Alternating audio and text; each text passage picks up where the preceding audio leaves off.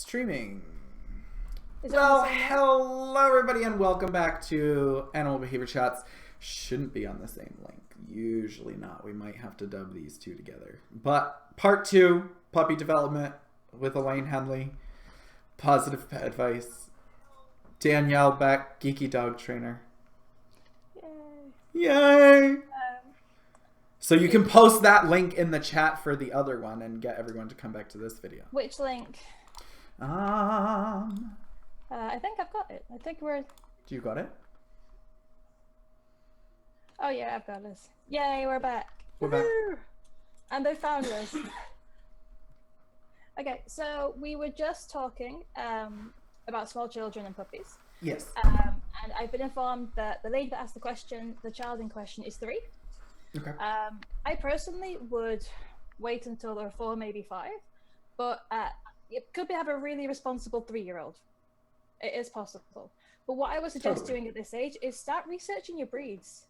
Go along to a few dog shows. At this time of year, there's always kind of country fairs or there's agility competitions and all kinds of doggy fun stuff going on and fun dog shows over the summer. So pop along to them, have a look at dogs, see if there's any breeds that kind of take your fancy. Start looking into them. I mean, a lot of the time, a really good breeder, quite often they don't advertise. Do you advertise, Elaine? Oh God, no. Exactly. So you have to look at the breeds. You've got to look at breed clubs. You kind of go.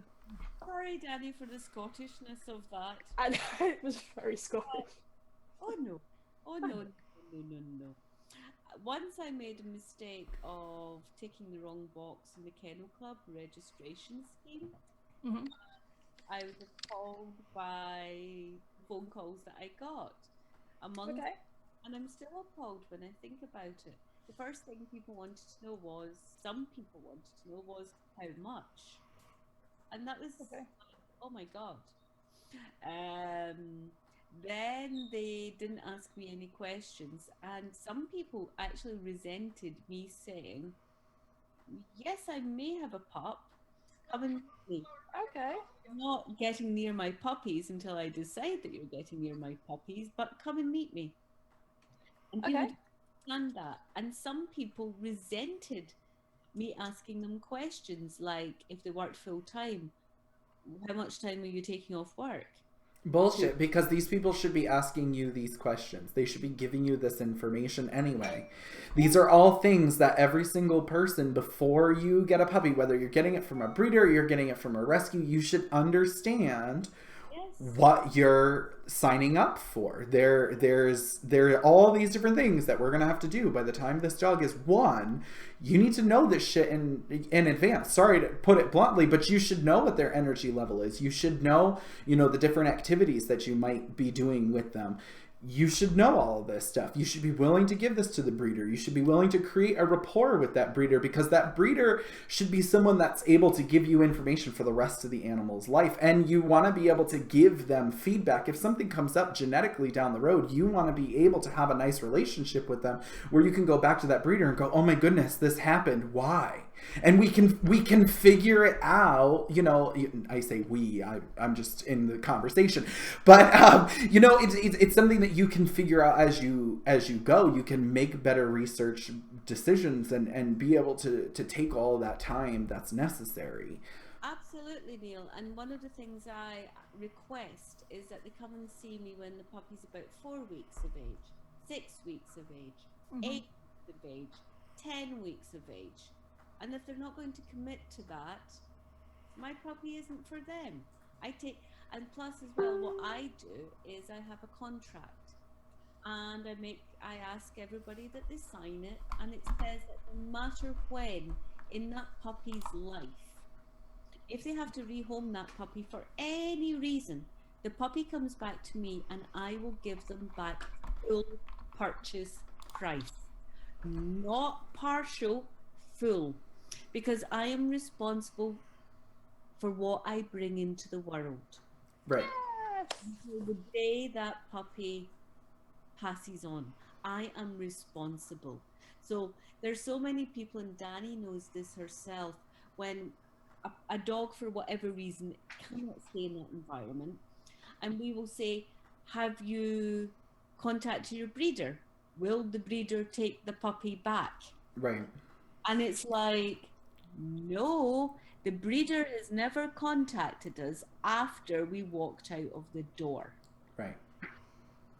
I never understand that with breeders. With any dogs that I get, and I'm getting a puppy like winter time, and I'm in contact with a breeder now. I like to watch the videos of his dogs. Any previous litters I've been invited to go and have a look at, and when I get them. And the thing that I like about the really good breeders like yourself, and like Noah, are that they post pictures of what their puppies are up to. You know, they have like first birthday pictures. This is what my dog's up to. This one's just won this and this thing. This one's a really good family pet. And they kind of get together and they keep in touch, because you should want to. You've brought these animals into the world. It's your responsibility to look after them. I would be worried sick wondering where they were and making sure they were in good homes. And if I had the slightest idea that they weren't, I'd want to be able to step in and say, do you need some help? Yes. Do you need me to take them back? I can recommend XYZ trainer, behaviorist, physiotherapist, whatever it is they need, because they're yours. And I get really annoyed when I see clients that have difficult dogs. They're like, have you contacted the breeder? Well, yeah, but they want nothing to do with it. They say it's not their problem. Yes. And it's like, what kind of attitude is that to have for an animal they've brought into the world? Or sometimes my pet hated, have you mentioned that your puppy is fearful of sudden noisy? Because as you know, both know that's a genetic thing. The breeder said it must be something that we've done. No, it's not. That's a genetic issue. Slightly a genetic issue. Yeah. And sometimes when my clients are contacting the breeders to tell them about health issues, behavioural issues, they do not want to know. Whereas if there's a problem with any of my pups, I jolly well want to know, because then that lets me think, right, was there anything that I could have done to prevent that? Right. And it makes me a better breeder, because I know then how to avoid it in the future. Yeah. I just love these little puppies. I love their little waggy tails when you come in the house. My entire 10 weeks is spent around those puppies. And Oh yeah, you cancel all kinds of things when you have a litter of puppies. There's been stuff she's like, nope, I can't do anything for the next like how many weeks you've gone. And he's like, I am booked up. I am on puppy duty, and that's your diary booked up. Yeah, and for any of your viewers, listeners interested in learning more about the science behind this, the APBC at their veterinary conference in October are having a whole day, and what they're looking at is behaviour from conception until the dog passes on as an old man. And we have lots of people very experienced with the different stages of behavioural development, from birth, like me, right up until death. Can we get you guys to do some stuff here in the US, please? Yes, absolutely. We are so far behind you guys. It is not even funny. If there is anyone in the States that wants to host us, we will quite happily come over and we will educate the hell out of you. Please book them. If you're in the US, book them. Neil, quite happily. In between going, well, as you know, I'm going to the US in September again. In between doing some pirate stuff and going to some shows in Broadway, I really want to meet up with you. Well, I'm hoping that I can get Elaine Henley actually behind my camera for the viewers. Okay, well, that can be discussed off camera, guys. Come on, we've got people watching. I'm going to get back to the question. But we digress. That's the fun of it. We do, to be fair. We do. A lot. But it's true. Yeah, we need to get shit here in the US. So, questions, Danny. So, we're wondering, is it better to get a dog from a puppy, so people that it's only owner? Or would you recommend more of like a rescue dog? Particularly around kind of small children sort of thing? With children, I think one just has to look at APBC members, qualified behaviourists. And what dogs we have. What dogs we have. And what dogs we don't. Which dogs we don't have, and which of us, when we've got young children, get puppies, as opposed to rescue dogs. Quite a few of us, I would say. I recommend it. Yes. I recommend puppies over a rescue dog if you have younger children. So Only because you don't know the history. Unless you know the entire history, okay. But if you don't know that history, yeah. buyer beware. Exactly. Adopter beware. I mean, I'm a huge fan of rescue dogs. I tend to alternate my dogs between rescue and puppy. But because I have a small child, the next dog I have will be from a puppy. Yes. Someone that I know, so I know the entire history. I mean, my current rescue dog, Deefer, who's the husky that you may see on some of the pictures and videos and stuff, is amazing. He was found as a stray. He has been one of the most bulletproof dogs I have ever known. And he used to come to schools. We used to do dog safety things with school children. He's wonderful. My other rescue dog, Junior, who sadly is no longer with us, is the reason I do my aggression weekend called Snappy to Happy. He was a nightmare with a screw loose that I adored. But with rescue dogs, you tend to get one or the other. You either get the ones that were really looked after and were just rehomed because they weren't suitable for that environment, but there was nothing wrong with them, or they have a lot of issues that are dangerous around children. And for me, with my son in particular, it's not a risk I'm willing to take. I'd rather have a puppy that I know. I would pick a breed that I know is going to be decent around children, so I go for a relatively small dog, like your Cavaliers. To a degree, even Labradors, though they can be very boisterous and boundy around children. Golden Retrievers, Mini American Shepherds. There's lots of breeds that are good around children, but ultimately, it's not so much the breed, it's your lifestyle. It's what do you do from your day-to-day life? Are you out at work all day? In which case, don't get a dog. Yeah. If you're in and out of the house, have you got a dog that is relatively chilled out? Do you want a dog that you can go for long walks on the weekend and short walks during the week? Are you a really active person and you want to go out for 2-hour walks every day? Pick a dog to suit your lifestyle and you'll have a much better relationship. I think the problem with that is a lot of times people buy the dogs for the lifestyle they would like to have rather than the one they have. They actually really do. It's like me trying to buy a size 0 dress. There is no way at my age now I am fitting into size 0 ever again. But I still have size 0 dresses. A girl's got a dream, you know. Sorry. I wish I fit in a size 0. Well, I don't even fit in a size 0. But likewise, I think that when you're talking, I've got 3 sons. We have always had our dogs from puppyhood. Yeah. Occasionally, when I took in battered pets, we had other dogs, but they were kept separated from the children in the house, out in the garden, elsewhere. So I managed that. But would I be comfortable about taking in a rescue dog when my sons were young? No, I would not. And let's also remember here too, we are talking about responsible breeders. We are talking about puppy development. We are talking about adoption. Just because you're getting a purebred dog doesn't mean you have to buy it from a breeder. There's tons of purebred rescues that are out there that have some really, really good dogs. So if you really are looking for something that is in that breed standard, you can really go get some awesome dogs. I have one. I have a 4-year-old Doberman who we got from a rescue, returned by multiple trainers because he was untrainable. And look at all the wonderful things he's doing now. You never know. But make sure that you understand that there's all these different types of things out there too. Like you can rescue a purebred dog, you can rescue a mutt, you can buy a mutt from somebody that's a breeder that may have done it responsibly. I mean, it could have been an oops litter, but they raised it responsibly, they followed the development responsibly, they found proper homes responsibly. You can find all of these things if you ask those questions. But if you don't ask questions, you won't really know. Yeah. And that's like choosing the right kind of breeder and how to spot the right breeder. Exactly. And as you said, a lot of the really good breeders, they don't advertise, so they're difficult to find. It's really funny. As a dog trainer, I say the breeders that advertise in the newspaper thing is my next client. Yes. They are my next client because their dogs are going to need a lot of help going out. I think also that we have to consider a lot more about temperament as well. What was a dog, as Danny's touched on earlier on, what was a dog actually bred to do? Yeah. Big, huge drive in the UK.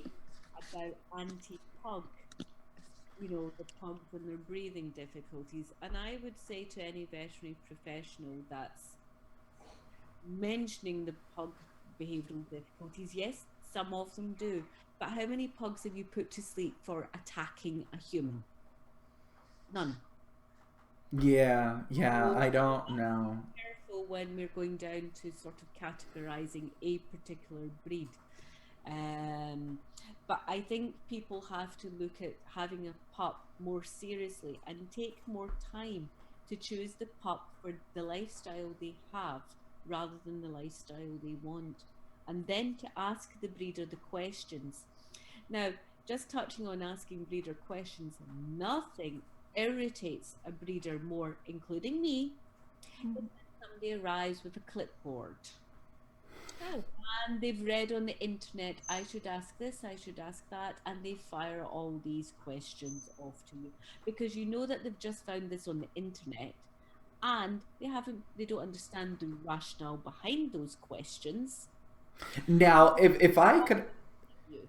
so just curiosity, because I have told people to do this in the past. Sometimes making that connection with a breeder for certain people can be extremely difficult.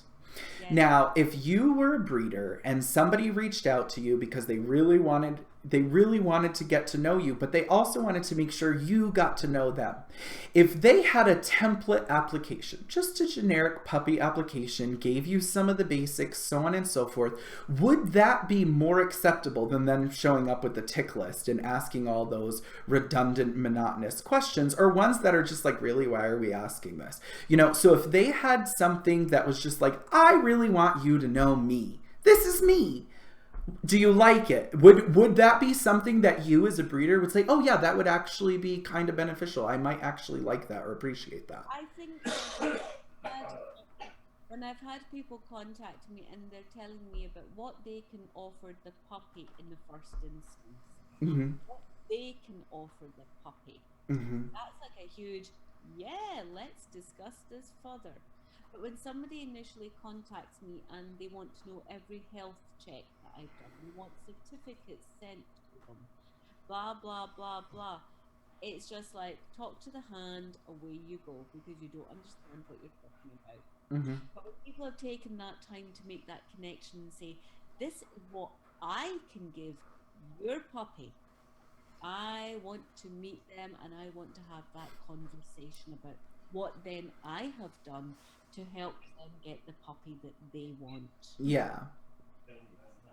And if you know that a breeder has a specific requirement, so if they live in I'm not sure, but if they have like a really noisy thing, or they live really close to trains or traffic, would you as a breeder kind of try and make sure that the puppy that they have would be more exposed to those kinds of environments to better develop the puppy so it can cope with the life it's going to?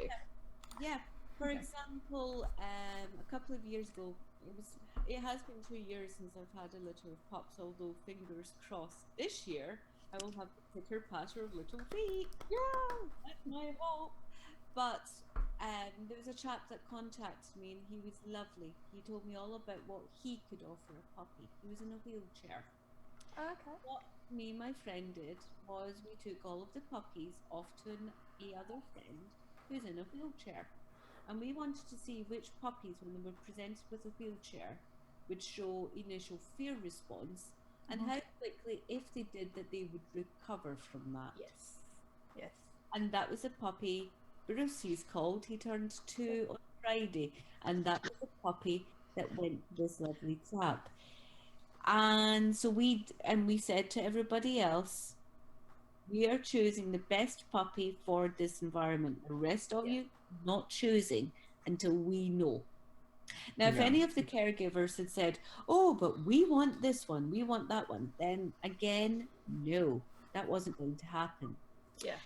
So Bruce went off to his mum and his dad, and he's got the most glorious life. He sits in the chair. He's not spooked by the wheelchair. He's not spooked when his daddy drops anything. So we chose the best puppy for him. Right. Wonderful.